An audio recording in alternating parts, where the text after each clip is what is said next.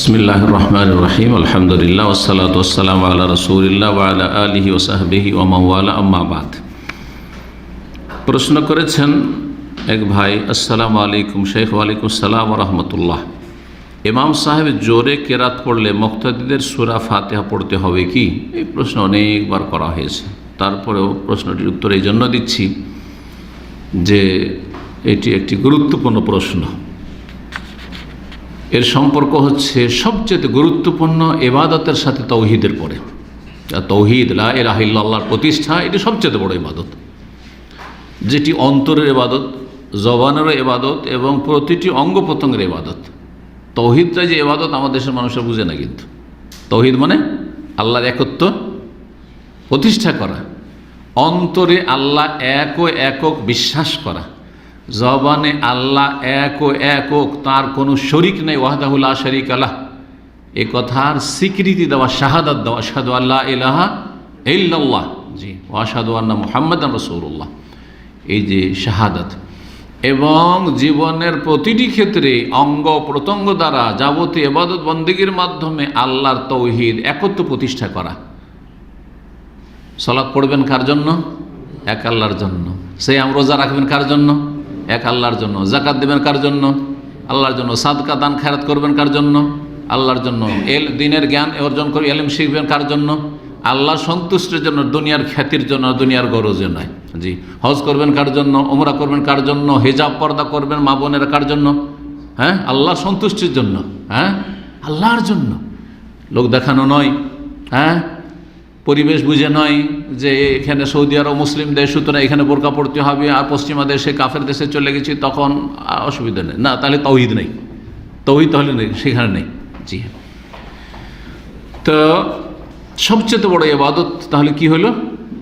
তৌহিদ, লা ইলাহা ইল্লাল্লাহর প্রতিষ্ঠা অন্তরে, কথাতে, কাজে। আর তারপরে সবচেয়ে বড় ইবাদত, যার মাধ্যমে লা ইলাহা ইল্লাল্লাহর প্রথম বাস্তবায়ন হয়, সেটি হচ্ছে 5 ওয়াক্ত সালাত। শুধু সালাত বললে হবে না, কারণ প্রত্যেক মুসলিম নামাজ পড়ে, আরে কিছু তো পড়ে, দুটা ঈদ তো পড়ে, কিছু ঈদ পড়া মুসলমান আছে, তাই না? জুমা পড়া মুসলমান তো অনেক আছে, তাই না? জুমার দিনে দেখছেন না এখানে সুবহানাল্লাহ, এত গরমে সৌদি আরবের গরমে গোটা রাস্তাঘাট এখান থেকে একেবারে 300-400 মিটার পর্যন্ত সিকো মার্কেট পর্যন্ত একেবারে মুসাল্লা বিছিয়ে সব সালাত আদায় করেছে জুমার দিন। ওই ছবিগুলো না দিলে বুঝতেই পারতাম না, আমরা মসজিদের ভিতরে পড়ি, বুঝতেই পারতাম না, ছবি দিয়ে বুঝলাম আল্লাহু আকবার। এখান থেকে একবারে সিকো মার্কেট 300-400 মিটার পর্যন্ত বিস্তীর্ণ এলাকাতে সালাত আদায় করেছে সব, এদিক সেদিক বিক্ষিপ্ত হয়ে। কিন্তু তাদেরকে বলা আরামে এসে এসির ভিতরে 5 ওয়াক্ত সালাত পড়েন। আরে বাবা, আপনি জুমাটা পড়লেন তো, আসরটা পড়েন, মাগরিব পড়েন, এশা পড়েন, ফজর পড়েন, বলছেন না না ওগুলোতে নেই, জুমা পড়ে মুসলমান থাকবো।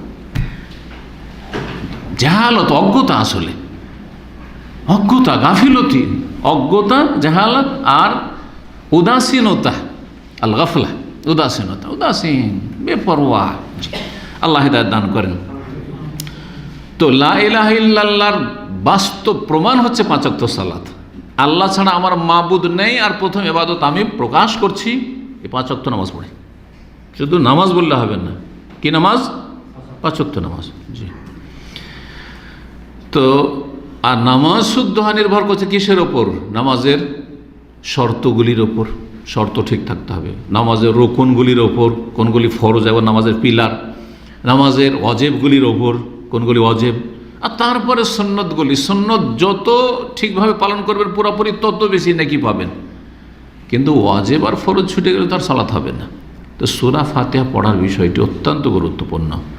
সূরাতুল ফাতিহার 14টি বা তারও বেশি নাম রয়েছে, তার একটি হচ্ছে সূরাতুস সালাহ, সূরা আস-সালাহ, সালাত, সালাতের সূরা জি।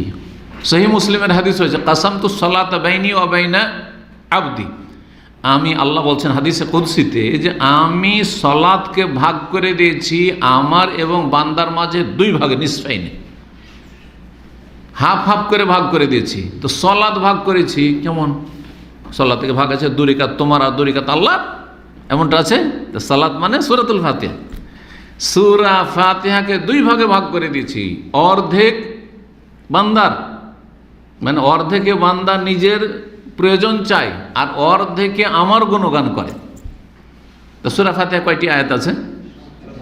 7টি আয়াত আছে। তার 3.5, প্রথম 3.5-এ আল্লাহর শুধু গুণগান, একমাত্র আল্লাহর গুণগান, বড়ত্ব মহত্ব ঘোষণা করছেন, কিচ্ছু চাইলেন না আপনি। আর বাকি 3.5 আয়াতে নিজের জন্য চাইলেন, আলহামদুলিল্লাহ রাব্বিল আলামিন, আর রহমানির রহিম, মালিক ইয়াউমিদ্দিন, ইয়াকা না'বুদু। 4 নম্বরে এসে হাফ হইল, কত হইল? 3.5। এই 3.5-এ শুধু আল্লাহর কি গুণগান, প্রশংসা, বড়ত্ব মহত্ব, আর তারপর ইবাদতের স্বীকৃতি। ইয়াকা না'বুদু, আল্লাহ তোমারই ইবাদত করি। তারপরে হাফ, ওয়া ইয়াকা নাস্তাইন, তোমার কাছেই সাহায্য চাই একমাত্র। ইহদিনাস সিরাতাল মুস্তাকিম, আল্লাহ সরল সোজা পথ দেখাও। সিরাতাল্লাযিনা আনআমতা আলাইহিম, ওদের পথ যাদেরকে তুমি পুরস্কৃত করেছো, নেয়ামত দান করেছো। গায়রিল মাগদুবি আলাইহিম ওয়ালাদ-দাল্লিন, কয়টা হইল? এদিকে 3.5 হইল। যাদের উপর গজব হয়েছে তাদের পথ নয়, যারা পথভ্রষ্ট গুমরাহ তাদের পথ নয়, দল্লিন যারা তাদের পথ নয়। ইহুদিদের পথে নিয়ে যেও না, খ্রিস্টানদের পথে নিয়ে যেও না। আমরা ইহুদিদের অনুকরণ না করি, খ্রিস্টানদের অনুকরণ না করি। যদি প্রশ্ন উত্তর এখানে বলে নিই যে, সুতরাং হ্যাপি নিউ ইয়ার, নববর্ষ পালন করা, ইংরেজি হোক আর বাংলায় হোক আর আরবিতেই হোক, ভালো করে শুনে রাখছেন। মুহররম মাস শুরু হচ্ছে, হ্যাঁ, আল আমুল জদীদ পালন করছে। জানুয়ারি শুরু হতে যাচ্ছে, হ্যাঁ, আগামী রাত্রে থেকে কত যে পাপ হবে, আর কত যে কুফরি হবে, আর কত শারাব আর জেনা ব্যভিচার হবে এই নিউ ইয়ারে। আল্লাহর জমিনে কত যে পাপ করবে পাপিষ্টরা। খবরদার কোনো মুসলিম ইহুদি নাসারাদের রাস্তা অবলম্বন করবেন না, নাহলে তাদের সাথে উঠতে হবে, তাদের সাথে উঠতে হবে। সুতরাং না আপনি নিজে নববর্ষ পালন করবেন, না নববর্ষ নতুন বছর উপলক্ষে কাউকে আপনি কি করবেন, সংবর্ধনা জানাবেন, তাকে কোনো কিছু মোবারকবাদ পেশ করবেন, জায়েজ নয়, হারাম। এটি হচ্ছে কাফেরদের অনুকরণ, বিদআত। জি, সূরা ফাতিহাকে কি বলা হয়েছে বললাম? সালাতের সূরা। কেন বলা হয়েছে? এই জন্য যে এর উপর নির্ভরশীল, সূরা ফাতিহা নির্ভরশীল হচ্ছে সালাত, নামাজ। এই জন্য নবী করিম সাল্লাল্লাহু আলাইহি ওয়াসাল্লাম প্রসিদ্ধ লা সালাতা লিমান লাম ইয়াকরা ফাতিহাল কিতাব, যে সূরা ফাতিহা পড়ে না তার সালাত হয় না, সালাত নেই সূরা ফাতিহা ছাড়া। সুতরাং মুসল্লি কয় রকম? মুসল্লি কয় রকম কে বলতে পারে? 3 রকম। ইমাম মুসল্লি, ইমামের জন্য সূরা ফাতিহা রুকুন, ফরজ, অবশ্যই অবশ্যই। সূরা ফাতিহা ইমাম যদি না পড়ে, ইমামেরও হবে না, মুক্তাদির নামাজ হবে না। দ্বিতীয় নামাজি হচ্ছে একাকী নামাজি, মুনফারিদ, একাকী একা একা নামাজ পড়ছেন, তাহলে সূরা ফাতিহা পড়া ফরজ, রুকুন, না পড়লে হবে না। যে রাকাতে সূরা ফাতিহা পড়লো ওই রাকাত হইল না, রুকুন ছুটে গেল। ইচ্ছা করে ছাড়েন অথবা ভুল করে ছাড়েন, ভুলে গিয়ে ছাড়েন, নামাজ হবে না, ওই রাকাত হবে না, রাকাতের রুকুন। বাকি থাকলো তৃতীয় রকমের মুসল্লি, তা হচ্ছে মুক্তাদি মুসল্লি। এখন মুক্তাদি সূরা ফাতিহা ইমামের পিছনে পড়বে কি পড়বে না? মুক্তাদির অবস্থা কয়টি? 2টি অবস্থা। একটা হচ্ছে যে ইমামের জোরে তেলাওয়াত চলছে, শুনছে, নাকি আস্তে তেলাওয়াত, বা জোরে হচ্ছে কিন্তু দূরে আছে, শুনতে পায় না। 2টো অবস্থা হলো না? যদি ইমাম আস্তে আস্তে মনে মনে তেলাওয়াত করছে, যা 17 রাকাত মধ্যে কত রাকাতে হয়? 11 রাকাতে হয়। জোহরে 4 মনে মনে ইমাম পড়ছে, ঠিক না? আসরের 4 4 কত হইল? 8 ইমাম মনে মনে পড়ছে। মাগরিবের শেষ 1 রাকাত কত হইল? 9 হইল। আর এশার 2 কত হইল?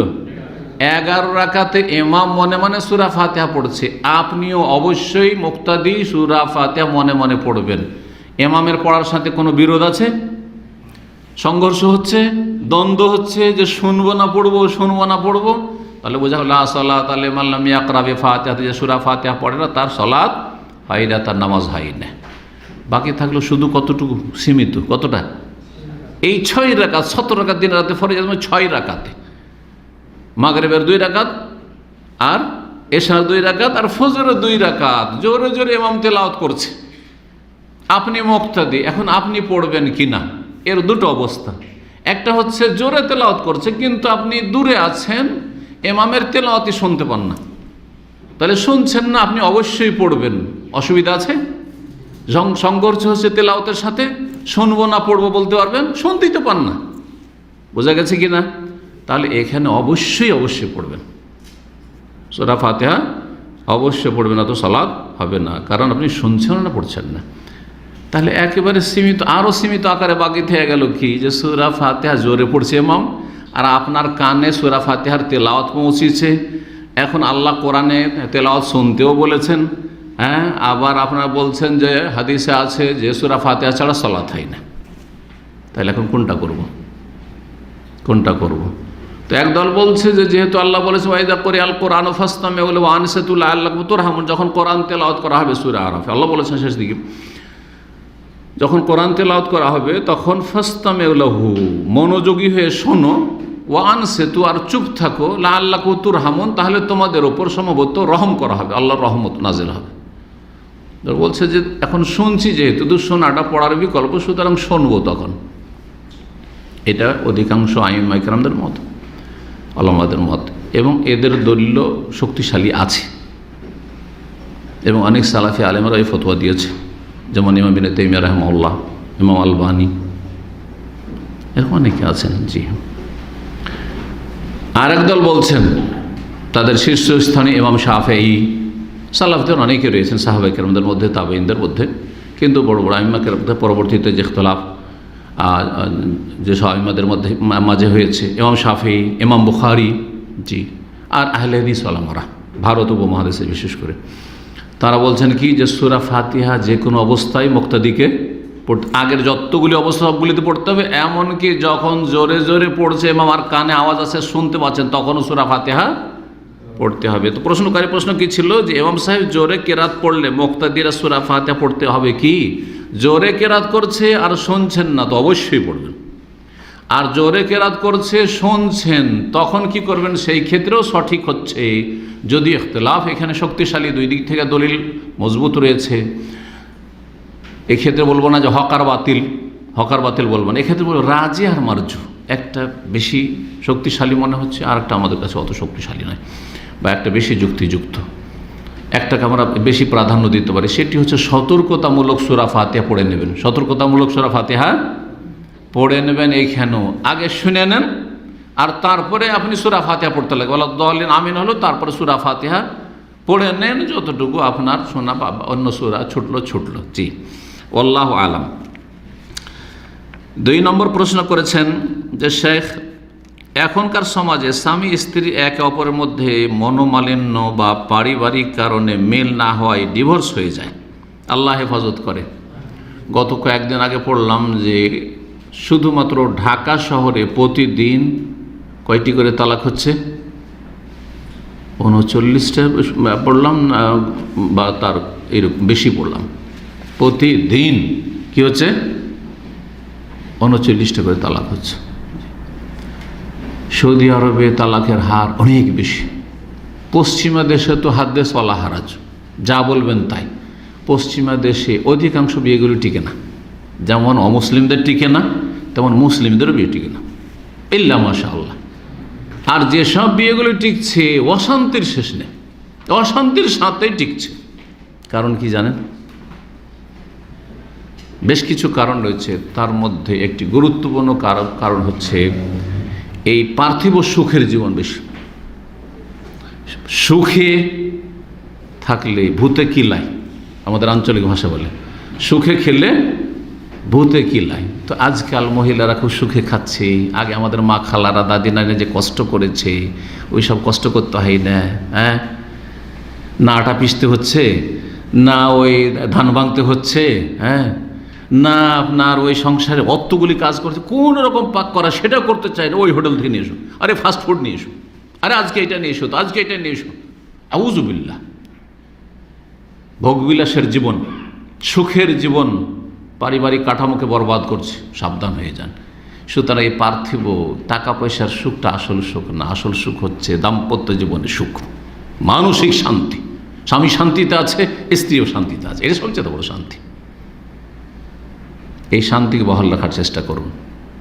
সুতরাং দুনিয়ার ভোগ বিলাসের পিছনে ছুটবেন না, দুনিয়ার নিয়ামতকে তুচ্ছ মনে করবেন। দুনিয়ার এই টাকা পয়সাকে আর ভালো ভালো এই যে খাবার দাবার মানুষ খাচ্ছে আর যাচ্ছে, আর আমরা তো কিছু করতে পারি না, আমরা তো আর হোটেলে খাই না, ওই ডেইলি পাক করো, না না, কখনো না। দুনিয়ার দিকে দেখবেন না, আশেপাশের লোকের দিকে দেখবেন না। দুনিয়ার লোকের কম্পিটিশন, তারা নতুন নতুন মোবাইল ব্যবহার করে, নতুন নতুন গাড়ি কিনছে, আর তুমি কি করছো? নতুন নতুন বাড়ি সাজাচ্ছে, তুমি কি করছো? না না, খবরদার না।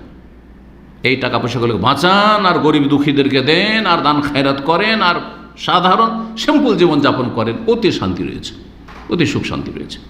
2 নম্বর কারণ তালাকের হচ্ছে এই আপনার কি বলবো, স্মার্টফোন। আর স্মার্টফোনে সোশ্যাল মিডিয়ার ফ্যাসিলিটি। স্ত্রী অধিকাংশ সময় স্বামী থেকে ছেলে মেয়ে থেকে গাফিল, মোবাইল ইন্টারনেটে মেতে রয়েছে। স্বামী মোবাইল ইন্টারনেটে মেতে রয়েছে, যার ফলে কেউ কারো সাথে সাথ দেয় না, কেউ কারো পাশে দাঁড়ায় না। নফসি নফসি নফসি নফসি, বাচ্চাদের খোঁজ খবর রাখে না। মেজাজ গরম হচ্ছে 2 দিক থেকে একে অপরের ওপর, আর তারপরে শেষ পরিণাম তালাক হয়ে যাচ্ছে। জি, এর সাথে পরকীয়া প্রেম তো আছেই এই স্মার্টফোন থাকার কারণে। আর এতে যে আপনার মেসেঞ্জার আর ফেসবুক আর আপনার কি বলছে আপনার ইমো আর এটা সেটা, এই যে সব সময় হাতে, আরে কি স্বামী বাইরে গেল আর শুরু হয়ে গেল, স্বামী প্রবাসে থাকে, এইদিকে পরকীয়া প্রেম চলছে, হারাম সম্পর্ক চলছে, যার ফলে শান্তি হয় না। শেষ পরিণাম কী হয়ে যাচ্ছে? তালাক হয়ে যাচ্ছে, শেষ পরিণাম তালাক হয়ে যাচ্ছে। আল্লাহ হেফাজত করুন। তো প্রশ্ন করেছেন যে বিষয়টি, যে তালাক হয়ে যাচ্ছে মনোমালিন্য, তো মনোমালিন্য কেন হচ্ছে এই রোগ শনাক্ত করতে হবে এবং রোগের চিকিৎসা নির্ণয় করতে হবে, আর সেই চিকিৎসার প্রয়োগ করতে হবে।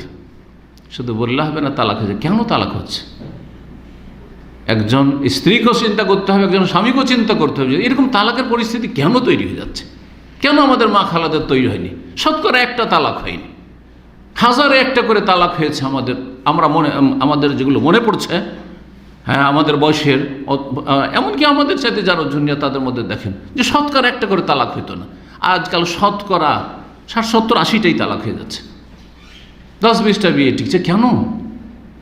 আল্লাহ হেফাজত করেন। দেখা যায় 1 বার বা 2 বার বিবাহ হয় কিন্তু সুখ হয় না। এই জন্য সুখ হয় না যে কারণ করে বললাম, সমাজ তাদের বলে থাকে এই দোষ বা ভুলের কারণে ডিভোর্স হলো, দোষের কারণে। দোষ তো হয় 2 জনেরই আছে, আর না হলে একজনের তো অবশ্যই আছে, ঠিক না? বিনা দোষী কি আর তালাক হয়? দোষ আছে, ভুল বোঝাবুঝি আছে, কিছু দোষও আছে আর কিছু ভুল বোঝাবুঝি আছে, আর কোনো কোনো ক্ষেত্রে সন্দেহ কাজ করে। যদি একে অপরকে সন্দেহের দৃষ্টিতে দেখে তাহলে তো কখনো শান্তি হবে না, তাই না?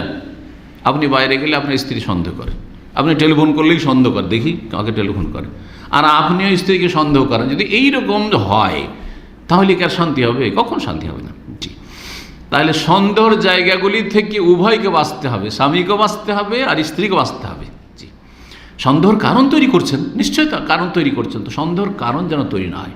আপনার সম্পর্কে আপনার স্ত্রী যেন সন্দেহ না করে, আর আপনার স্ত্রী সম্পর্কে আপনার যেন সন্দেহ না হয়, এটা তাকে চেষ্টা করতে হবে। এখানে প্রশ্ন হলো, আল্লাহ কি আগে থেকেই তাদের তকদিরে এমনটি রেখেছেন নাকি তাদের কিছু ভুলের জন্য ঘটলো? দুটোই। আল্লাহ তকদিরে লিখে রেখেছেন আর ভুলও আছে, ভুলের কারণে হয়েছে। ওমা আসাবাকুম মিন মুসিবাতিন ফাবিমা কাসাবাত আইদিকুম, আল্লাহ বলছে তোমাদের উপর যে কোনো বালা মুসিবত আসে তোমাদের কর্মফল স্বরূপ, কৃতকর্মের কারণে, তোমাদের পাপের কারণে। তাহলে পাপগুলি কারণ, আর আল্লাহ লিখে রেখেছেন যে অমুক যুগে অমুক আব্দুল্লাহ আসবে, আব্দুর রহমান আসবে, অমুক অমুক আসবে, আর তারা বিভিন্ন পাপ করবে, শেষ পরিণাম জাহান্নামে, যে শেষ পরিণাম তাদের তালাক হবে, ইত্যাদি ইত্যাদি। তো আল্লাহ তকদিরে লিখে রেখেছে মানে আপনি বাধ্য না, বরং আপনি এইরকমটা করবেন আর আপনার স্ত্রী এরকম করবে আর শেষ পরিণাম তালাক হবে, সেই জন্য আল্লাহ লিখে রেখেছে। আল্লাহ হচ্ছেন আলেমুল গায়ব ওয়াশ শাহাদা, সব কিছু জানছেন আল্লাহ রাব্বুল আলামিন, সব কিছু জানছেন। জি, শেষ রেজাল্টটা আল্লাহ লিখে রেখেছেন। কিন্তু আপনাদের স্বাধীনতাও ছিল, সুসম্পর্ক বহালও রাখতে পারতেন, রাখেননি। জি, 3 নম্বর প্রশ্ন। আসসালামু আলাইকুম সাহেব। ওয়ালাইকুম সালাম রহমতুল্লাহ। আমার প্রশ্ন হলো, কাগজের টাকা কি হারাম? কারণ কাগজের টাকায় হঠাৎ মূল্য কমে যেতে পারে। কাগজের টাকা হারাম এ কথা কোনো আলেম বলেনি। যদি বলে থাকে তো কোনো জাহেল বলেছে, যে স্কুল কলেজ ইউনিভার্সিটিতে পড়ে এসে মূর্খ সমাজের মুফতি সেজেছে, বক্তা সেজেছে, তারা বলতে পারে, কিন্তু কোনো আলেম বলেনি। যদি সে বলে তো সে আলেমই না, সে জাহেল। জি, কাগজের টাকার আগে কি ছিল? অধিকাংশ পৃথিবীতে ভূপৃষ্ঠে টাকা ছিল চাঁদির টাকা। অল্প কিছু সীমিত ক্ষেত্রে বা সীমিত এলাকায় স্বর্ণ মুদ্রা, স্বর্ণের টাকা ব্যবহার হইতো, যেটাকে দিনার বলা হয়। স্বর্ণ মুদ্রাকে নবী সাল্লাল্লাহু আলাইহি ওয়াসাল্লামের আমলে সাহাবা একরাম জামানে সালাফদের যুগে দিনার বলা হইতো, স্বর্ণ মুদ্রা। আর দিরহাম হচ্ছে রৌপ্য মুদ্রা, রূপার টাকা বা চাঁদির টাকা। জি, রূপার টাকা বহন করা খুব মুশকিল। রূপার টাকা যদি আপনার কাছে 1000 টাকা থাকে তাহলে ওইটাই আপনার এক বোঝা, আর 10-20 হাজার হলে তো আরও মুশকিল, তাই না? তখন উটের পিঠে চাপাইতে হয়, হ্যাঁ, গাধার পিঠে বহন করে নিয়ে যেতে হবে এক জায়গা থেকে এক জায়গায়, কত বিপদ। তো মানুষ যখন ধীরে ধীরে ধীরে উন্নতি করলো তখন দেখলো যে এ তো মহা মুশকিল এগুলো বহন করা। আর এটা খুব বেশি দিন না, আমার দাদার দাদা মনে পড়ছে মানে আমার দাদা আর দাদার কথা আমার দাদা বলেছেন, দাদাকে পেয়েছি। তো দাদা বলতেন যে আমার দাদা ছিল, তো উনি ব্যবসায়ী ছিলেন, বড় গৃহস্থ মানুষ, অনেক জমি জায়গার মালিক, এবং ব্যবসা করতেন। কিসের? এক ধরনের ব্যবসা, ওই গাছ থেকে যেটা আপনার ওই গয়নার ভিতরে আগে যে গয়নাগুলো তৈরি হইতো মহিলাদের, তাবিজ, হ্যাঁ, মাকড়ি, সেগুলোর ভিতরে একটা দেয় না, গলিয়ে, কি বলো ওটাকে, হ্যাঁ, মোম। আচ্ছা, জানি না, ভুলে গেছি, ছোটোকালের দেখেছি। তো যাই হোক, ওইটা একটা গাছ থেকে তৈরি হয়, বড়ই গাছ থেকে অথবা বাবলার গাছ থেকে, এইসব গাছ থেকে হয়। তো ওগুলো খুব হইতো। আমিও ছোটো দেখেছি, এগুলো হইতো এক সময়। তো অনেক টাকা পয়সা ইনকাম হইতো। টাকা কালেকশন করে বাড়াইতেন বাটোয়া নিয়ে, মানে এটা ক্যাথার তৈরি করা ব্যাগ, ওগুলো দিয়ে। তো ওইটা দেখে একটা বিশেষ নাম পড়েছিল আমাদের বংশের। জি, তো কথা হচ্ছে যে কত বহন করা খুব মুশকিল। তখন সুবিধার জন্য কি করা হলো, এই কাগজের নোট ঠিক ওই রকমই যেমন যারা পুরাতন প্রবাসী সৌদি আরবে আজকে থেকে 15 বছর 20 বছরও না, মানে 10 বছর আগেও ছিল, কি ছিল, চেক দিত আপনাদেরকে, ব্যাংকে দিত না, হ্যাঁ, ড্রাফট চেক। এইরকম হইতো না যে যাচ্ছেন আর আপনার সাথে সাথে আপনার টাকা চলে গেল, অথবা একদিনের মধ্যে চলে যাবে, আর একটা কি দিল, আজকাল রিসিপ্ট দিচ্ছে, একটা পেপার দিচ্ছে, তাই না? এইরকম নয়, কিন্তু একটা চেক হইতো, চেকটা আপনাকে পোস্ট করে পাঠাইতে হইতো, অথবা আপনাকে সাথে নিয়ে যেয়ে জমা করতে হইতো, বা আপনার কোনো আত্মীয় গিয়ে ব্যাংকে জমা করলো, তারপর সেটা ডিপোজিট হইতো। যেমন এইখানে চেক লিখে আপনাকে আপনার কফিল, ধরেন আপনি সার্ভিস বেনিফিট পাবেন। আর সার্ভিস বেনিফিট কি, আজকাল তো ব্যাংকে অটোমেটিক জমা হয়ে যাচ্ছে স্যালারি, তাই না, বেতন। এক সময় আমাদেরকেও দেওয়া হয়েছে, কি দেওয়া হইতো, মাসের মাস চেক দেওয়া হইতো, বেতনটা চেকে দিল। তখন চেক নিয়ে আমরা করতাম কি, এইখানেই, হ্যাঁ, ব্যাংকে যেতে হইতো, আর ব্যাংকে গিয়ে তখন চেকটা জমা করতে হইতো, আর তারপরে কালেকশন করা হয়, টাকা নিয়ে নেন, আর না হলে আপনার অ্যাকাউন্টে জমা করে নেন চেকটা। তো এই চেকটা কি জিনিস, চেকটা কি, এটা তো কাগজ। ওতে লেখা আছে আপনার 50,000 রিয়াল, আপনার সার্ভিস বেনিফিট 10 বছর 20 বছরে, ধরেন 50,000 রিয়াল। তো ওই কাগজটার দাম কি 50,000 রিয়াল? ওই চেকটার মূল্য কি 50,000 রিয়াল? চেকটা হচ্ছে কি, অর্ডার, ওখানে অর্ডার লেখা থাকে। এর দ্বারা অর্ডার করা হচ্ছে কর্তৃপক্ষকে, হ্যাঁ, ব্যাংকে, যে তুমি এই চেক বহনকারীকে কি করো, 50,000 রিয়াল দিয়ে দাও। ঠিক ওই রকমই কাগজের নোট এই চাঁদের পয়সার বিকল্প হিসেবে এসছে। এটা যেন একটা চেক, ওই যে ড্রাফট চেকের মতো, আর প্রথম চায়না থেকে শুরু হয়। যাই হোক, সুতরাং কাগজের টাকার মূল্য কমে যেতে পারে, চাঁদির টাকার মূল্য কমে না। প্রতিদিন চাঁদের মূল্য কমছে বাড়ছে, স্বর্ণের মূল্য কমছে বাড়ছে, আর ঘন্টার পর মিনিটে কমছে আর বাড়ছে, আন্তর্জাতিক বাজার হচ্ছে না। জি হ্যাঁ, তো যখন যেরকম রেট থাকবে তখন সেই হিসাবে যখন ইত্তেফাক হবে তখনকার রেটে ইত্তেফাক হবে। জি, সুতরাং জায়েজ কাগজের নোট। 4 নম্বর, আসসালামু আলাইকুম শেখ, আমার বাবা মারা গেছে রাহিমাহুল্লাহ, মা আছেন, এক বড় ভাই ও এক ছোট বোন আছে। আমার কোনো সন্তান হয়নি, তালাক হয়ে গেছে। তার মানে কোনো বোন প্রশ্ন করেছেন। সন্তান হয়নি, তালাক হয়ে গেছে, আমার যে সম্পদ আছে তা শরিয়া আইনে কিভাবে বন্টন করব? আমি কি সম্পূর্ণ ওসিয়ত করে যেতে পারি? ভাই বোন সম্পদশালী, জাযাকাল্লাহু খাইরান। সম্পূর্ণ ওসিয়ত করা কারোর জন্য জায়েজ নাই। ওসিয়ত কাকে বলে? ওসিয়ত হচ্ছে এন্তেকালের পূর্ব মুহূর্তে ধন সম্পদ সম্পর্কে কোনো নির্দেশ করে যাওয়া বা বলে যাওয়া, কোনো কিছু বলে যাওয়া যে আমার টাকা পয়সা অমুককে এতটা দিয়ে দিও, অমুককে এতটা দিয়ে দিও, আমার জমি মাদ্রাসা এতটা দিও, মসজিদে এত দিও বা অমুককে এত দিও। এর নাম হচ্ছে ওসিয়ত, ধন সম্পদের সাথে সম্পৃক্ত। আর সেটা এন্তেকালের সাথে, আমার এন্তেকালের পরে দিও। এন্তেকালের পরে দেওয়ার কথা যদি বলেন তো এর নাম হচ্ছে ওসিয়ত। আর যদি বলেন যে আমার অমুক জমিটা এখন আমি অমুককে দিয়ে দিলাম, মাদ্রাসায় দিয়ে দিলাম, এটা এতটা মসজিদ দিলাম, এতটা মসজিদ দিলাম, আমার ব্যাংকে টাকা আছে 5 লাখ টাকা, 1 লাখ মসজিদে, 1 লাখ মাদ্রাসা, 1 লাখ অমুক গরিবকে, অমুক বিধবাকে, অমুক ইয়াতিমকে, এইরকম করে। তো এটার নাম কি ওসিয়ত? এটার নাম কি? সাদাকা। এটার নাম হচ্ছে সাদাকা। জি, সাদাকা সম্পূর্ণ সম্পদের করা যায়। সুস্থ অবস্থায় কেউ যদি দান খায়রাত করে যে আমার যা আছে সব দান করে দেব, তো জায়েজ। যদি উত্তম হচ্ছে যে আত্মীয় স্বজন, নিকট আত্মীয় যারা ওয়ারিসিন, আপনারা তাদের জন্য কিছু রাখেন। ছেলে মেয়েও নাই, বাপ মাও নাই, কেউ নাই ভাবছেন, আর সব আল্লাহর রাস্তায় দান করেন, তারাও সচ্ছল আছে, সব আল্লাহর রাস্তায় দান করে সুস্থ অবস্থায় দান করেন, তা জায়েজ।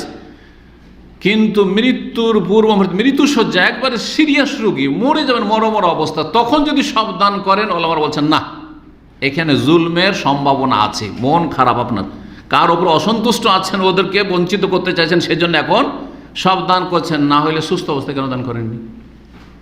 যেন তখন করা চলবে না। ওসিয়তের আসল মাসলা জিজ্ঞেস করেছেন, ওসিয়ত সর্বর্ধে কতটা করতে পারবেন? 3 ভাগের 1 ভাগ। রাসূলুল্লাহ সহিহ বুখারী হাদিস, অন্যান্য হাদিসও রয়েছে, ওয়াসসুলুসু কাসীর, মানে আওসে বিসসুলুস, 3 ভাগের 1 ভাগ ওসিয়ত করো। আর 3 ভাগের 1 ভাগটাই অনেক বেশি। 3 ভাগের 1 ভাগটা অনেক। সুস্থ অবস্থায় সব কিছু দান করতে পারবেন। কেউ যদি জিজ্ঞাসা করে আপনাকে আমাকে যে দলিল বা কি, বলি এর দলিল হচ্ছে আবু বকর সিদ্দিক রাদিয়াল্লাহু তাআলা আনহু, অর্ধেক দান করতে পারি আমার আপনার সম্পদের। এর দলিল হচ্ছে ওমর রাদিয়াল্লাহু তাআলা আনহু। কি নবী করিম সাল্লাল্লাহু আলাইহি ওয়াসাল্লাম একবার দান খায়রাতের কথা বললেন, জিহাদ ফি সাবিলিল্লাহর জন্য। আবু বকর সিদ্দিক রাদিয়াল্লাহু তাআলা বাড়ি গেলেন, আর বাড়ি যাওয়ার পরে যা ছিল বাড়িতে সব কিছু কুড়িয়ে জমা করে সব নিয়ে এসে রাসূলুল্লাহ সাল্লাল্লাহু আলাইহি ওয়াসাল্লাম খেদমতে পেশ করে দিলেন। জিজ্ঞেস করে রাসূলুল্লাহ সাল্লাল্লাহু আলাইহি ওয়াসাল্লাম, ইয়া আবা বকরিন মা তারাকতা লি আহলিক, আবু বকর তোমার পরিবার, স্ত্রী, ছেলে মেয়ের জন্য কি রেখে আসলে? কি বলেছিলেন? তারাকতু লাহুমুল্লাহ ওয়া রাসূলাহু, তাদের জন্য আল্লাহ এবং তার রাসূলকে রেখে আসলাম সাল্লাল্লাহু আলাইহি ওয়াসাল্লাম। মানে আল্লাহ সন্তুষ্টি রেখে আসলাম এবং রাসূলুল্লাহ সাল্লাল্লাহু আলাইহি সাল্লামের যে হুকুম ফরমান, তার আনুগত্য এবং তার সাহায্য সহযোগিতার জন্য আমি এটা আল্লাহর রাস্তায় আমি সব দান করবো, এটাই রেখে আসলাম। এটাই গুরুত্বপূর্ণ আমার ইবাদত, এটাই রেখে আসলাম। তার একটু পরে ওমর রাদিয়াল্লাহু তাআলা আসছেন। ওমর রাদিয়াল্লাহু বলছেন যে সেই দিন ভাবছিলাম যে আজকে আমার কাছে টাকা পয়সা বেশি আছে আর আবু বকরের কাছে কম আছে, ওর চাইতে আমি আর্থিক দিক থেকে আজকে ভালো আছি, তো আজকে মনে হয় দান খায়রাত করে আবু বকরকে ফেল করিয়ে দেবো, মানে আমি আগে বেড়ে যাব। বাড়ি গিয়ে করলেন কি, সব কিছু আধা আধি যা আছে সবগুলি অর্ধেক রাখলেন, অর্ধেক নিলেন, অর্ধেক রাখলেন, অর্ধেক নিলেন, সব কিছু নিয়ে এসে হাজির। শুধু টাকা পয়সা নয়, যা কিছু বাড়িতে ছিল। নবী সাহেব জিজ্ঞেস করলেন যে মা তারাকতা লি আহলিকা, তোমার পরিবারের জন্য কি ছেড়ে আসলে? বলছে কাসামতু মালি নিসফাইন ইয়া রাসূলুল্লাহ, আমার যা ধন সম্পদ বাড়িতে ছিল তা হাফ হাফ করে ভাগ করলাম, আর অর্ধেকটা আমার আহাল পরিবারের জন্য রেখে আসলাম, ছেলে মেয়েদের জন্য, আর অর্ধেকটা আপনার খেদমতে পেশ করলাম। আবু বকর সিদ্দিক যে নিয়ে এসলেন পুরা ধন সম্পদ, তো ওটা পরে জিজ্ঞাসা করেছেন। ওমর রাদিয়াল্লাহু তাআলা আনহু যখন দেখলেন যে আরে তা আমি তো ভাবছিলাম যে আমি আগে বেড়ে যাব, আজকেও বাড়তে পারলাম না আবু বকরের চাইতে, তখন আমি নিশ্চিত হয়ে গেলাম যে আর আবু বকরের সাথে কম্পিটিশন করে কখন আগে বাড়তে পারবো না, কখন আগে বাড়তে পারবো। এই ছিল তাদের ঈমান। অর্ধেকই বলেন ক্ষমতা আছে, ইমানি বল আছে যে অর্ধেক দিতে পারবো, অর্ধেক লাগবে না, প্রতি মাসে 100 রিয়াল করে দেবো। এইরকম লোক এখানে কয়জন হবে? মুসলিম সমাজে কয়জন হবেন? লাখ লাখ টাকা করে জাকাতই বেরোবে শুধু, সেই জাকাতটা দিলে তো দেশে গরিব থাকবে না। এত বড় বড় ধনী গরিব দেশেও আছে, সৌদি আরবে নয়, বাংলাদেশেও আছে, ভারতেও আছে, যে যদি তারা ঠিকভাবে সচ্ছল লোকেরা জাকাত বের করে তাহলে দেশে একটা গরিব থাকবে না, একটি অভাবী থাকবে না। ঠিকভাবে জাকাতই দেয় না, আর জাকাত ঠিকভাবে দিলে ঠিক জায়গাতে সেটা পৌঁছে না, হকদারদের কাছে পৌঁছে না। কি বলছিলাম? ওসিয়ত করলে 3 ভাগের 1 ভাগ করবেন, কিন্তু দান খায়রাত করলে সুস্থ অবস্থায় সবই দান করে দিতে পারবেন। জি। আর বাকি কথা হলো যে আপনার ধন সম্পদ আপনার জীবদ্দশায় কেউ পাবেন, আপনার ইন্তেকালের পরে বা যে কোনো ব্যক্তির ইন্তেকালের পরেই তখন ওয়ারিসিনদের হক হয়ে যায়, তখন আর আপনার কোনো অধিকার থাকে না, আপনার মাল না। মারা গেলে আপনার আর টাকা পয়সা না, যারা উত্তরাধিকারী তাদের হয়ে যায়, আল্লাহ যেভাবে ভাগ করেছেন সেইভাবে তখন আপনার ভাই বোনেরা পাবে। জি। 5 নম্বর প্রশ্ন, শেখ আমি রুকুতে সুবহান রব্বিয়াল আজিম উচ্চারণ করতে পারি না। আল্লাহু আকবার, সুবহান রব্বিয়াল আজিম উচ্চারণ করতে পারি না বলছে। আল্লাহ তৌফিক দান করেন স্পষ্টভাবে।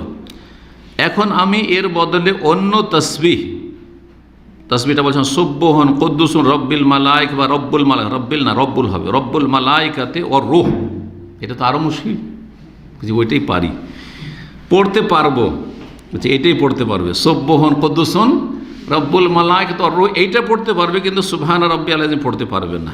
অসুবিধা নাই, দিন খুব সহজ।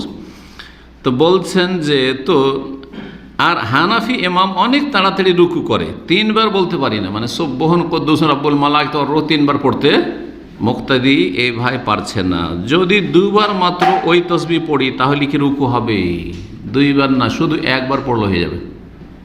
এই মশলা কিন্তু আমাদের দেশের অনেকেই জানে না, মনে করে 3 বার একবার মাস্ট, অবশ্যই 1 বার তসবিহ করা রুকুতে সেজদাতে রুকুন ফরজ, 1 বার। 3 বার সর্বনিম্ন উত্তম, সুন্নাত সর্বনিম্ন উত্তম বললাম, আর তার বেশি যত বেশি পড়বেন সর্বোত্তম, যত বেশি পড়ে তত উত্তম। মাসলা স্পষ্ট না? তাহলে 3 বার যেটা বলা হয় সেটা হচ্ছে নিম্ন মানের উত্তম, আপনি সর্বনিম্ন উত্তম কাজটা, ভালো কাজটাই করলেন, কিন্তু ফরজ আদায় কিসে হয়ে যাবে? সুবহান রব্বিয়াল আযীম, সুবহান রব্বিয়াল আলা, বা সুবহান কুদ্দুসুন রব্বুল মালাইকাতি ওয়ার রূহ, সুবহানাকা আল্লাহুম্মা রব্বানা ওয়া বিহামদিকা আল্লাহুম্মা আগফিরলি। এখানে আরেকটি মাসলা বলে দিই, কারণ এই প্রশ্নগুলো আবার আরেকদিন আরেকভাবে আসবে। আচ্ছা, এই যে বিভিন্ন দোয়াগুলি তসবিহ রুকু সেজদাতে আছে বা তসবিহগুলি আছে, সেগুলির যে কোনো একটা পড়লেই হবে, না আগে সুবহান রাব্বিয়াল আযীম সুবহান রাব্বিয়াল আলা রুকু সেজদাতে পড়তে হবে আর তারপর অন্যগুলো পড়তে হবে? কি জানা আছে আপনাদের? একদল বলছেন যে আগে সুবহান রাব্বিয়াল আযীম কমপক্ষে 1 বার পড়তে হবে, আগে সুবহান রাব্বিয়াল আলা সেজদাতে 1 বার কমপক্ষে পড়তে হবে। এটা বেশ কিছু ফোকাহাদের মত, কিন্তু এই মতটি ঠিক নয়, এই মতটি ঠিক নয়। তারা বলছেন 1 বার সুবহান রাব্বিয়াল আযীম পড়ে তারপরে অন্যগুলো পড়েন, সুবহান কুদ্দুসুন পড়েন, অথবা সুবহানাকা আল্লাহুম্মা রব্বানা ওয়া বিহামদিকা আল্লাহুম্মা আগফিরলি পড়েন, এগুলো পড়েন, কিন্তু মতটি ঠিক না। তাহলে সঠিক মত কোনটি? নবী করিম সাল্লাল্লাহু আলাইহি ওয়াসাল্লামের সুন্নাহ হচ্ছে কখনো এটা পড়া, কখনো ওইটা পড়া, কখনো সুবহান রাব্বিয়াল আযীম সুবহান রাব্বিয়াল আলা, কখনো সুবহান কুদ্দুস রব্বুল মালাইকাতি ওয়ার রূহ, কখনো সুবহানাকা আল্লাহুম্মা রব্বানা ওয়া বিহামদিকা আল্লাহুম্মা আগফিরলি। শেষ জীবনে নবী করিম সাল্লাল্লাহু আলাইহি ওয়াসাল্লাম বেশি বেশি কোনটা পড়তেন? সুবহানাকা আল্লাহুম্মা রব্বানা ওয়া বিহামদিকা আল্লাহুম্মা আগফিরলি। সূরা ইযা জা নাসরুল্লাহি ওয়াল ফাতহ ওয়া রাআইতান নাস ইয়াদখুলুনা ফি দীনিল্লাহি ফাসাব্বিহ বিহামদি রাব্বিকা ওয়াস্তাগফিরু, এই আয়াত নাজিলের পরে কানা ইয়াতাআউয়াল কোরআন। আয়েশা রাদিয়াল্লাহু তাআলা বলছেন, সহিহ বুখারী সহিহ মুসলিম হাদিস, যে নবী সাল্লাল্লাহু আলাইহি ওয়াসাল্লাম কোরআনের বাস্তবায়ন করতেন, আর সূরা ইযা জা নাসরুল্লাহ শেষ দিকে নাজিল হয়েছে, মক্কা বিজয়ের পরে নাজিল হয়েছে বা সেই সময়ে নাজিল হয়েছে। তাহলে আগের সালাতগুলিতে সুবহান রাব্বিয়াল আযীম সুবহান রাব্বিয়াল আলা পড়তেন, সুবহান কুদ্দুস রব্বুল মালাইকাতি ওয়ার রূহ কখনো কখনো পড়তেন, কিন্তু শেষ জীবনে বেশিরভাগ এইটাই পড়েছেন বা নিয়মিত এটা পড়েছেন। সুতরাং এটি হচ্ছে বেশি উত্তম। আহলে হাদিস ওলামারা, আহলে হাদিস জনগণ ভারত, বাংলাদেশ, পাকিস্তানে সুবহানাকা আল্লাহুম্মা রব্বানা ওয়া বিহামদিকা আল্লাহুম্মা আগফিরলি এটা পড়ে। ছোটোকালে প্রথম যখন আমাকে সালাতের তালিম দেয় আমার ওস্তাদ, আমার আব্বা রাহমাতুল্লাহি আলাইহি, রাহিমাহুল্লাহ তাআলা, আল্লাহ রহম করে, আল্লাহ জান্নাতুল ফিরদাউস উচ্চ স্থান দান করেন, তাদের সাথে আমাদেরকে একত্রিত করেন।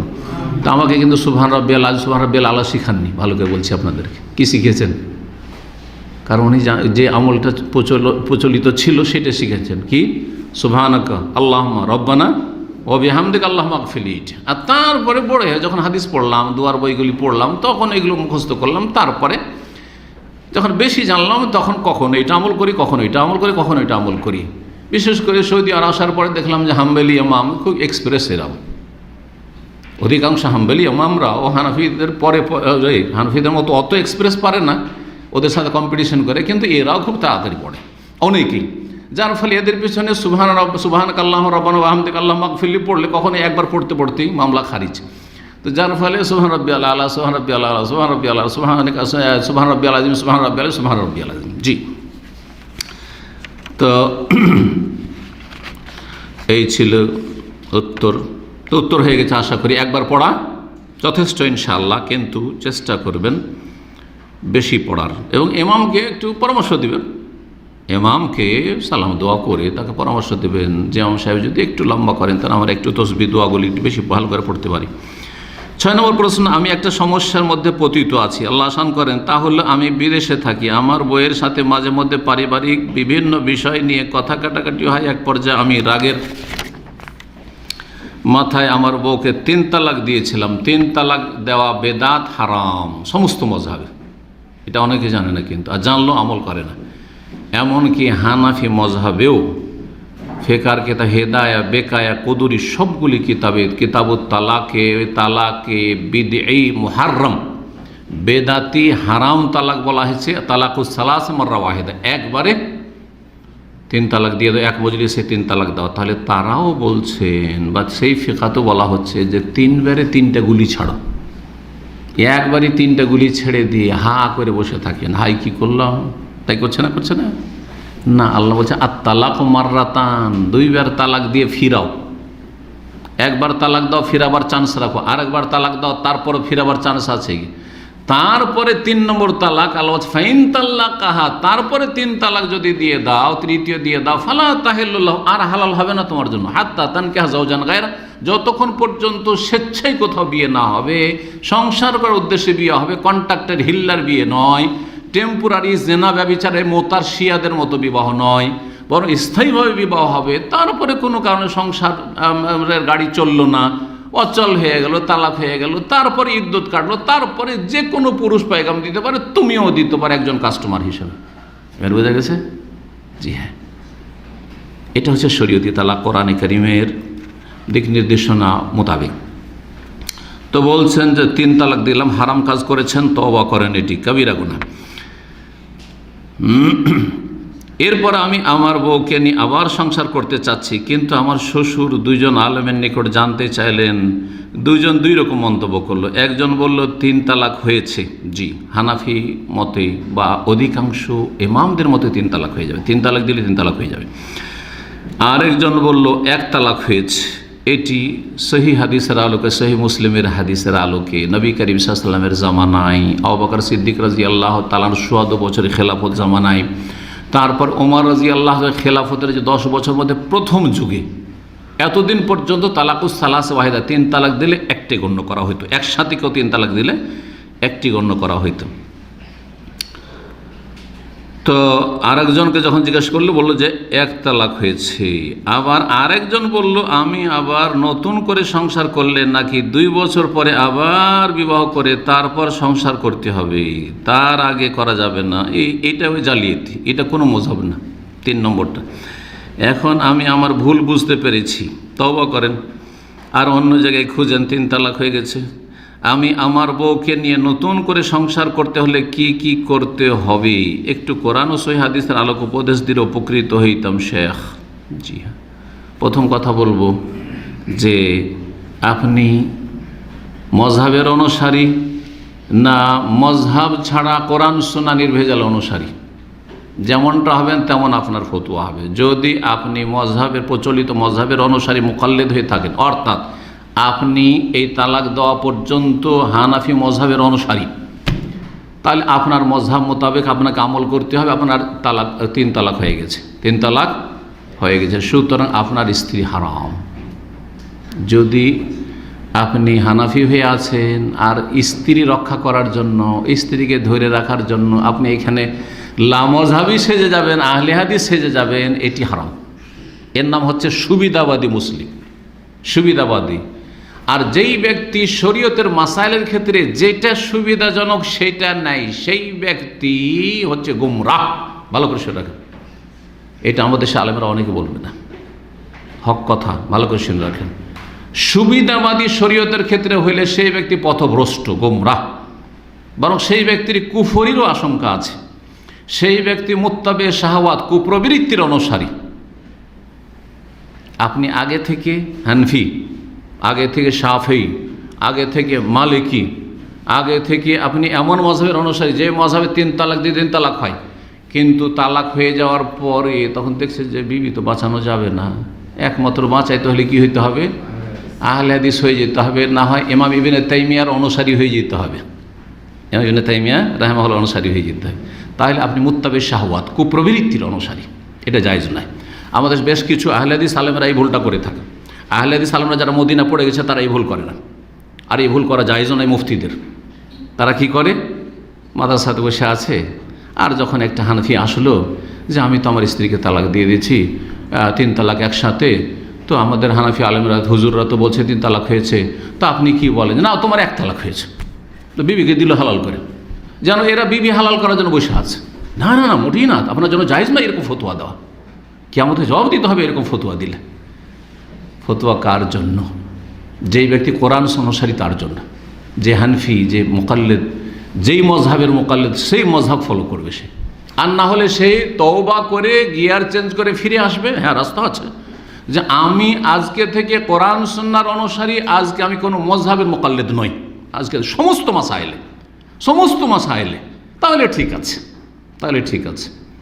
এই মাসলা মদিনার বড় একজন আলেম শেখ ইমাম আব্দুল্লাহ ইবনে বাজ রহমতুল্লাহ আলাইহির সাথে, তিনি যখন ইবনে বাজ রহমতুল্লাহ আলাইহি যখন মদিনা ইউনিভার্সিটির ভাইস চ্যান্সেলর ছিলেন, আপনারা জানেন মদিনা ইউনিভার্সিটি তিনি কি ছিলেন? রাইসুল জামিয়া, চ্যান্সেলর ছিলেন। এখানে চ্যান্সেলরও হয়, ইন্ডিয়া বাংলাদেশ ভাইস চ্যান্সেলর হয়, যেন অনেকে বুঝে না যে আবার চ্যান্সেলর কেমন করে হয়। তো রাইসুল জামিয়া ছিলেন চ্যান্সেলর। সেই সময় তিনি আল আমিনুল আম, জেনারেল সেক্রেটারি ছিলেন মদিনা ইউনিভার্সিটির, আল্লামা শেখ ওমর ফাল্লাতা রাহিমাহুল্লাহ তাআলা। তার সাথে 1992 হজ করেছি, 1992 হজ করেছি। আমি বাংলা ভাষায় অনুবাদক ছিলাম হজ মৌসুমের, আমার শেষ বছর ছিল, লাস্ট ইয়ার ছিল মদিনা ইউনিভার্সিটিতে। তো মদিনা থেকে গেলাম, মদিনায় 1 মাস তর্জমা করলাম। তারপর হজ মৌসুমে আমাদেরকে নিয়ে গেল শেখদের সাথে, আরবি শেখদের বড় বড় শেখেরা ছিলেন, তার মধ্যে উনি ছিলেন একজন, আর ফারাইজের একজন বড় ওস্তাদ ছিলেন শেখ আব্দুস সামাদ আল খাতেব, তিনিও ছিলেন। আমি চিন্তা করলাম বড় বড় আলেমদের সাথে থাকতে পেয়েছি এই সময় এতে মেনাতে, তো তাদের পাশে থাকে, কিছু এলেম শিখি তাদের কাছ থেকে।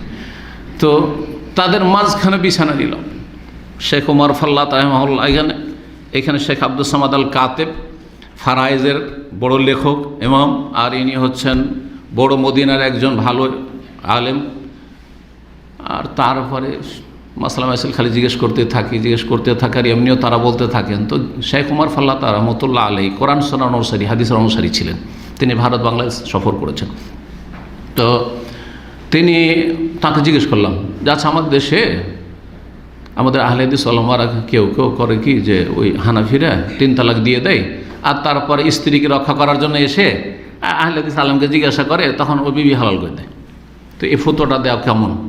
তখন তিনি উত্তরটা দিয়েছেন, শুনিয়ে দিই আপনাদেরকে। লাইসা লাহু যালিকা, যেই ব্যক্তি মযহাবের মুকাল্লিদ, তার মযহাবে 3 তালাক, সে শুধু ওই স্ত্রী বাঁচাবার জন্য আহলে হাদিস হবে, আর বাকি সব মাসাইলে হানাফি। লাইসা লাহু যালিকা, এটা তার অধিকার নয়, এটা তার জন্য নয়। কারণ এটি হচ্ছে তাতাব্বু রুখাস, এর নাম কি? সস্তা তলাশ করা, সুবিধা তলাশ করা, শরীয়ত তলাশ করা নয়। কিন্তু আহলে হাদিস যারা কোরআন সুন্নাহ অনুসারী, লাহু যালিকা, তার জন্য 1 তালাক হবে। 3 তালাক দিলে 1 তালাক হবে। 100 তালাক, তোকে 100 তালাক, তাও কয়টা হবে? হারাম কাজ করলো এইভাবে বলা, কিন্তু এক তালাক হবে। আশা করি বুঝতে পেরেছেন। জি হ্যাঁ। আচ্ছা, আর একটা কথা এখানে জেনে নেন, আর এটা প্রশ্ন, গুরুত্বপূর্ণ প্রশ্ন। এক শ্রেণীর মজহাবধারী আলেম বা মজহাবের সাথে তাদের খুব প্রীতি রয়েছে, হ্যাঁ, কিন্তু তারা নিজেদেরকে অথবা তাদের ভক্তরা তাদেরকে বলে যে সহি আকিদা, সহি আকিদা। লিখছে, কেউ যদি চার মজহাবের কোনো এক মজহাব ফলো না করে স্বাধীনভাবে কোরআন হাদিসের অনুসরণ করে, তাহলে সেই ব্যক্তি নফসের গোলাম। কথা ঠিক না ভুল?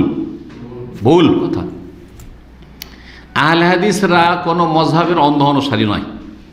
সালাফিরা, আহলে হাদিসরা কোনো মজহাবের অন্ধ অনুসারী নয়, না আবু হানিফার, না শাফির, না মালিকের, না আহমদের।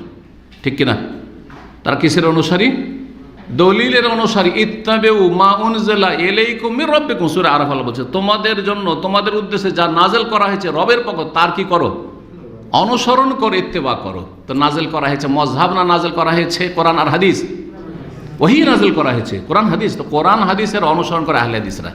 আহলে হাদিসের শুধু সস্তা সস্তা ফতোয়া নেই, না কোরআন এবং হাদিসের সস্তা থাকলো নেই আর দামি থাকলো নেই, কড়া থাকলো নেই, ঢিলাটাও নেই, না শুধু ঢিলা ঢিলা ফতোয়া নেই।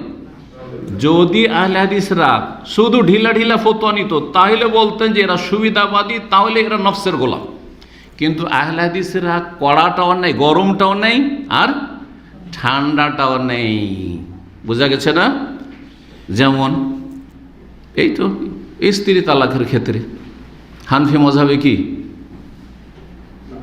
হ্যাঁ, হানফি মজহাবে 3 তালাক হইলে 3 হয়ে যায়, আর আহলে হাদিসদের কাছে 3 তালাক হইলে 1 তালাক হয়। তো কোনটা গরম বেশি ফতোয়া? হানফিদেরটা গরম, হানফিদেরটা গরম, তাই না? তো হানফিদেরটা কেন নেয় না? যে ওইটা বেশি কঠিন সেজন্য না, ওইটা নবী সাল্লাল্লাহু আলাইহি ওয়াসাল্লামের জামানায় 3 তালাক 1 তালাক গণ্য হতো এই জন্য। আবু বকরের জামানায় 3 তালাক 1 তালাক গণ্য হতো সেজন্য। কিন্তু ওমর রাদিয়াল্লাহু তাআলা সেটা সরকারি আইন হিসাবে চালু করেছিলেন, সেটা তাজির শাসনমূলক নির্দেশ দিয়েছিলেন। এটা শরীয়ত ছিল না। আসল শরীয়ত কারটা? রাসূলুল্লাহ সাল্লাল্লাহু আলাইহি ওয়াসাল্লামেরটা। সেই জন্য। আচ্ছা, আর একটা মশলা বলি এর বিপরীত। এখানে হানাফিদেরটা কড়া গরম, আর আহলে হাদিসেরটা একটু ঠান্ডা হতে সুবিধা আছে, যে 3 তালাক হয়ে গেল, একসাথে তালাক হইলো, একবারে যদি 3 তালাক দেয় তো একটি হলো। বেনামাজি মুসলিম না অমুসলিম? হানফিদের কাছে, শাফিঈদের কাছে, মালিকীদের কাছে কি মুসলিম? গুনাহগার, ফাসিক, কিন্তু মুসলিম। তাহলে অধিকাংশ ওলামা আইম্মাদের কাছে বেনামাজির ক্ষেত্রে বেনামাজির হুকুমটা হচ্ছে কি, গরম না ঠান্ডা? গরম হইল, ঠান্ডা, হ্যাঁ, ঢিলে। যে মুসলিম, নামাজ না পড়লেও কি মুসলিম, নামাজ না পড়লেও মুসলিম। কিন্তু আহলে হাদিসের ফতোয়া কি? গরম ফতোয়া, একবার কড়া ফতোয়া। যে নামাজ পড়ে না, অস্বীকার করে না, পড়বো, পড়ছি, ভুল করছি, হুজুর দোয়া করেন, হুজুর দোয়া করে, বলছে তুমি মুসলিম না। এটা ফতোয়া কি না? এ ফতোয়া কি না? তাহলে আহলে হাদিসরা শুধু সুবিধাজনকটা নেই, না কড়াও নেই, গরমও নেই, ঠান্ডা নেই, যেটা দলিলের দিক থেকে শক্তিশালী সেটা নেই। এবার বুঝতে পারা গেছে। কারণ আহলে হাদিস বংশধরে বেনামাজি নেই, আর অধিকাংশ তো বেনামাজি। আহলে হাদিস পরিবারে চলে যান, 5 ভাইয়ের 1 ভাই নামাজ পড়ে হয়তো, আর 4 ভাই পড়ে না। আছে না নেই? কখনো গোটা পরিবার 5 ভাই পড়ে না, ওই বুড়া শুধু নামাজ পড়ে, বুড়া আহলে হাদিস নামাজ পড়ে, এর একটাও ছেলে নামাজ পড়ে না, একটি মেয়ে নামাজ পড়ে না। কিন্তু তারা তো ওই ঢিলা ফতোয়া নেই না। কোনটা ফতোয়া নেই? কড়া ফতোয়া। কি? যে বেনামাজি কাফের। তাহলে বোঝা গেল যে কে নফসের গোলাম? যেই ব্যক্তি বাছাই করে করে যেগুলো ঢিলা ফতোয়া, ঢিলা সুবিধাজনক ফতোয়া, ওগুলো নেবে। কথা বোঝা গেছে? জি, আশা করি বিষয়টি বুঝতে। সুতরাং এইভাবে জাতিকে যেসব বক্তারা বিভ্রান্ত করে, তাদের অনিষ্ট থেকে সাবধান। জি, আমি আমার বউকে নিয়ে নতুন করে সংসার করতে হলে কি কি করতে হবে? হাত্তা তানকিহা যাওজান গায়রা। প্রথম কথা আপনাকে বলি, আপনি হানফি, তাহলে আপনার জন্য হানফি ফতোয়া, আপনার বিবি চিরতরে হারাম হয়ে গেছে, অন্য জায়গায় বিয়ে হবে। তারপর যদি ছুটে যায়, ছেড়ে দেয় বা ছুটে যায়, তার উপর ইদ্যত পার হবে, তারপরে অন্যরাও পেগাম দিতে পারে, আপনিও পেগাম দিতে পারে, আপনাকে যদি আপনার যে শ্বশুর ছিল বিগত সে বিয়ে দেয় তাও দিতে পারে, আবার অন্য কোথাও বিয়ে দিতে পারে, আপনার কোনো অধিকার তার উপর নাই। কিন্তু যদি আপনি আহলে হাদিস হন তাহলে আপনার জন্য এক তালাক হয়েছে। যদি আপনি আহলে হাদিস হন, সালাফি হন, তাহলে আপনার জন্য এক তালাক হয়েছে। এখন আপনার অবস্থা বুঝে ব্যবস্থা নেবেন।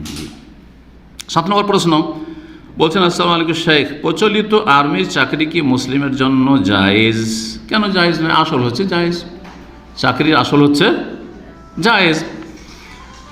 কারণ হিসাবে বলছেন যে কেননা এই জালেম শাসক জুলুম করতে বাধ্য করে। হ্যাঁ, যদি কোনো চাকরি, শুধু আর্মি না, যে কোনো চাকরি করতে গিয়ে জুলুম করতে বা হারাম করতে যদি বাধ্য করে, তাহলে তখন আপনি বলুন যে আমি এই কাজ করতে পারবো না। যদি এই কাজ না করলে তুমি থাকতে পারবে না, বলছে আমি থাকবো না। তাহলে কথা বোঝা গেছে? আর্মিটা বাদ দেন, আপনার যারা প্রবাসী আছেন, আল্লাহ না করে আপনার ম্যানেজার কোনো জালেম, সে আপনাকে বলছে যে তুই যা অমুক জায়গায় মদ পাওয়া যায়, আমার জন্য মদ নিয়ে আয়। জায়েজ? জায়েজ? হারাম? মদ নিয়ে আসবি না, তোর আজকে এক্সিট লাগাবো, তুই কী করবেন? লাগিয়ে দাও। আল্লাহর জমিন প্রশস্ত রয়েছে, আল্লাহ আমার জন্য রিজিক, যেখানে যাবো সেখানে রিজিক নামাবেন। কথা বোঝা গেছে না? তখন চাকরির লাথি মেরে দেন। বোঝা গেছে? অনেক জায়গাতে এরকম হয়। গেছেন 4 স্টার 5 স্টার হোটেলে চাকরির জন্য, ও দাঁড়িয়ে বা রেস্টুরেন্টে দাঁড়িয়ে থাকলে চাকরি হবে না, লাথি মেরে দেন চাকরিতে। এসেছেন ওদের ভিসায়, আর তার বলছে না দাঁড়িয়ে রাখতে পারবে না, আমার আগে দাঁড়ি তারপরে কাজ। দাঁড়িতে কি অসুবিধা করছে? মহিলার চুলে অসুবিধা করে না? আরে মহিলাই তো পাক করে তোমাকে খাওয়াইছে বাড়িতে। মহিলার এত বড় বড় চুলে পাক করলে ক্ষতি হয় না, আর তোমার এই ছোটো দাড়িতেই অসুবিধা হয়ে যাচ্ছে। এসব শয়তানের দল এগুলো। জি, সুতরাং কখনো লা তাআতা লি মাখলুকিন ফি মাসিয়াতিল খালিক, আল্লাহর স্রষ্টার নাফরমানি করে কোনো মাখলুকের আনুগত্য করবেন না। যদি হারাম কাজ করতে বলে ওই চাকরি ছেড়ে দেবে, যে কোনো ক্ষতি চাকরি ছেড়ে দেবে। আর যদি বলে যে আমরা হারাম করছি তোমাকে হারাম করাবো না, তুমি তোমার বৈধ কাজ করিও, তোমার স্বাধীনতা আছে, আর ঠিক আছে। যতক্ষণ পর্যন্ত আপনার দ্বারা জায়েজ কাজ নেবে যে কোনো আপনার ক্ষেত্রে, সেটার মধ্যে একটি সেনাবাহিনী, ততক্ষণ কাজ করবেন। যখন দেখবেন যে হারাম কাজে বাধ্য করছে, তখন সেখান থেকে বেরিয়ে আসবেন। আপনি বলবেন যে আমি এই কাজ করতে পারবো না। 8 নম্বর প্রশ্ন বলছেন, আসসালামু আলাইকুম শেখ, বাবা মা বেঁচে থাকাকালীন ছেলে সন্তানের মা বাবার জন্য ওমরা করতে পারবে কি? ছেলে সন্তান মা বাবার জন্য ওমরা করতে পারবে কি না? হ্যাঁ, মা বাবা বেঁচে আছে, ছেলেরা কি মা বাবার বদলি ওমরা করতে পারবে? হ্যাঁ, দুটো ক্ষেত্রে বদলি উমরা। একটা হচ্ছে মারা গেলে, আর একটা বেঁচে আছে কিন্তু শারীরিক দিক থেকে বাপ মা একবার অক্ষম অচল, তখন বদলি উমরা। কিন্তু বাপ মা সুস্থ আছে, পয়সা নেই, সেই জন্য বাংলাদেশ থেকে আসতে পারে না, আর আপনি এখানে কাজ করছেন, বাপ মার বদলি উমরা করছেন, অনেকে করেন। এটা জায়েজ না? এইটা জায়েজ নয়। অনেকে নতুন বিয়ে করে আসে, আমি দেখেছি অনেক ভাইদেরকে নতুন বিয়ে করে এসছে, এখন তো আবেগে আছে, আবেগে শুধু গদগদ করছে, আর কি মহব্বত নতুন বিবির, আর এসেই চলেছে উমরায়। জিজ্ঞাসা করলাম কিসের? বলছে আমি যে বিয়ে করে এলাম, তোমার স্ত্রীর বদলি উমরা। জায়েজ না? জায়েজ না, এটা বেদাত। বেদাত। পয়সা থাকলে আপনি স্ত্রীকে নিয়ে এসেন, উমরা করান আর হজ করান, আর না হলে এই বদলি উমরা চলবে না। তো সেটা হচ্ছে আপনার বাবা মায়ের ক্ষেত্রে। বাবা মা যদি সুস্থ থাকেন তো বদলি উমরা নেই, আর যদি অচল হয়ে যান শারীরিক দিক থেকে, তাহলে তাদের বদলি উমরা করতে পারবেন। 9 নম্বর প্রশ্ন, আসসালামু আলাইকুম শেখ, আমার একটা প্রশ্ন, সাইয়্যিদুল ইস্তিগফার কখন কখন পড়বো? মাগরিবের পর নাকি আসরের সালাতের পর? সাইয়্যিদুল ইস্তিগফার যদি সকালে পড়েন আর সন্ধ্যা পর্যন্ত যদি সেই দিন মওত হয়ে যায় তাহলে জান্নাত।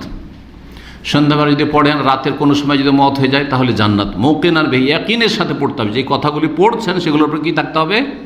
মুকিনান বিহি, হাদিস আছে, ইয়াকিন, সহিহ বুখারীর হাদিস এটা। তাহলে সকাল সন্ধ্যা এই হাদিস দ্বারা বোঝা গেল। এছাড়া সাইয়্যিদুল ইস্তিগফারের কোনো টাইম টেবিল নেই, 24 ঘন্টা পড়তে পারেন সাইয়্যিদুল ইস্তিগফার। চলতে ফিরতে উঠতে বসতে লিফটে কাজে কর্মে হাত পা কাজ করছে আর জবান দিয়ে সাইয়্যিদুল ইস্তিগফার পড়ছেন, কোনো অসুবিধা নেই, বহুবার পড়তে পারেন, গণনারও কোনো প্রয়োজন নেই। সেই জন্য সাইয়্যিদুল ইস্তিগফারের বিশেষ কোনো সময় নেই, তবে অন্তর থেকে পড়বেন। শুধু জবানে মন্ত্র পড়বেন না, অন্তর থেকে পড়বেন। আর অন্তর থেকে পড়লে তার অর্থটা বোঝার চেষ্টা করবেন। আল্লাহুম্মা আনতা রব্বি লা ইলাহা ইল্লা আনতা খালাকতানি ওয়া আনা আবদুকা ওয়া আনা আলা আহদিকা ওয়া ওয়া'দিকা মাসতাতাতু আউযু বিকা মিন শাররি মা সানাতু আবু লাকা বিনি'মাতিকা আলী ওয়া আবু বিযামবি ফাগফিরলি ফাইন্নাহু লা ইয়াগফিরু যুনুবা ইল্লা আনতা ফাগফিরলি ফাইন্নাহু লা ইয়াগফিরু যুনুবা। শুধু এমনি মন্ত্র পড়লে হবে, ফাগফিরলি, আল্লাহ আমাকে মাফ করে দাও, ফাইন্নাহু লা ইয়াগফিরু যুনুবা ইল্লা আনতা, তোমার ছাড়া আমাকে কেউ মাফ করতে পারে না। অন্তর থেকে যদি পড়ে আল্লাহ কোনো শক্তি আমাকে মাফ করতে পারবে না। সারা দুনিয়া যদি আমাকে যদি টাকা পয়সা দিয়ে বাড়ি ঘর ভর্তি করে দেয়, কিন্তু আমি যদি তোমার কাছে মাফ না পাই, তাহলে কোনো রকম আমার মুক্তি নেই। আল্লাহ আল্লাহ অন্তর জানছেন যে অন্তর থেকে পড়ছেন আপনি, কিন্তু শুধু মুখে পড়লে হবে না। 10 নম্বর প্রশ্ন বলছেন, আসসালামু আলাইকুম শেখ, মৃত ব্যক্তির জীবদ্দশায় একটা কথা বলে গেছে, বা মৃত ব্যক্তি জীবদ্দশায় একটি কথা বলে গেছে, কিন্তু তারা মৃত্যুর পরে তার স্ত্রী সন্তানরা সে কথা অস্বীকার করতেছে এবং মিথ্যা সাক্ষী দিতেছে, এদের কি শাস্তি হবে?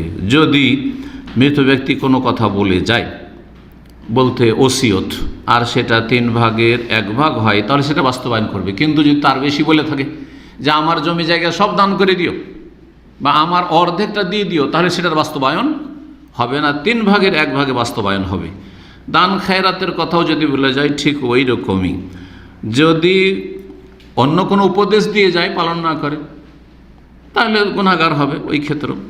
কিন্তু এখানে মূলত জিজ্ঞাসা করেছেন হয়তো যে কাউকে দেওয়ার কথা বলা হয়েছে বা কিছু, তার স্ত্রীর সন্তানরা সে কথা অস্বীকার করছে, মিথ্যা সাক্ষী দিচ্ছে। মিথ্যা সাক্ষী দেওয়া কাবিরা গুনাহ।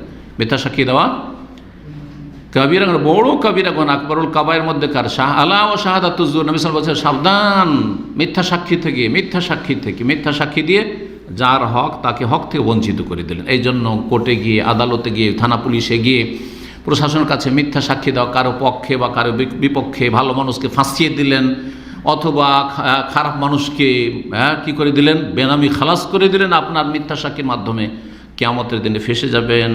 অনেক বড় কাবিরা গুনাহ, আকবরুল কাবায়ের যেগুলো, সেগুলির অন্তর্ভুক্ত। শিরকের সাথে, মাতা পিতার সাথে অবাধ্যতা, মাতা পিতা কষ্ট দেওয়া, তার সাথে সাথে বলা হয়েছে শাহাদাতু জুর। সুতরাং এইরকম কাবিরা গুনাহ থেকে বেঁচে থাকবেন। সবাইকে বলছি আল্লাহ রাব্বুল আলামিন সমস্ত রকমের কাবিরা গুনাহ থেকে, সাগিরা থেকে আমাদের বেঁচে থাকার যেন তৌফিক দান করেন। আল্লাহ রাব্বুল আমাদের গুনাহ খাতা যেন মাফ করে দেন, এবং আল্লাহ আমাদেরকে নেক হায়াত যেন দান করেন, নেক আমলের তৌফিক দান করেন, এবং ইলম শিখে সঠিক আমলের আল্লাহ রাব্বুল আলামিন যেন তৌফিক দান করেন, এবং সঠিক দিনের আল্লাহ রাব্বুল আলামিন আমাদেরকে যেন ইস্তেকামা, অটলতা দান করেন। ওয়া সাল্লাল্লাহু ওয়া সাল্লাম আলা নবিয়িনা মুহাম্মদ ওয়া আলা আলিহি ওয়া সাহবিহি আজমাইন।